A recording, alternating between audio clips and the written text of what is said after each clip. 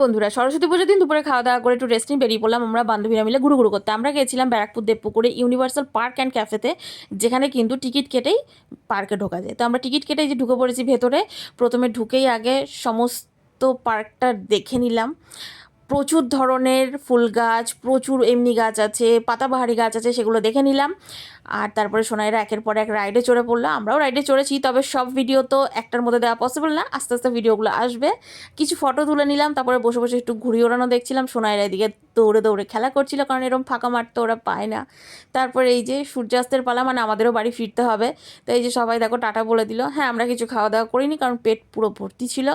আর এই যে টোটোতে উঠে পড়েছি, যে যার গন্তব্যে পৌঁছে গেলাম। আমি কিন্তু বাড়ি ঢুকিনি, আমি সোজা চলে এসেছি আমার বাড়ির সামনে, যে সরস্বতী পুজো উপলক্ষে 10 দিনের মেলা হয়, সেই মেলাতে।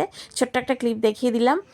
যারা ওয়্যারলেস গেট চেনো তারা তো লক্ষ্মী মন্দিরের নাম শুনেছো, ওইখানেই মেলাটা হচ্ছে। সবাই এসো কিন্তু মেলায়। আর এই দেখো বৌদি স্টল দিয়েছে, সবাই কিন্তু এখানে এসে জামা কাপড়ও কিনো। মেলায় যাবো আর জিলিপি খাবো না, সেটা তো হতে পারে না, তাই জিলিপি কিনে বাড়ি চলে আসলাম। আর বাড়িতে এসে সবার সাথে ভিডিও কলে গল্প করছিলাম। টাটা।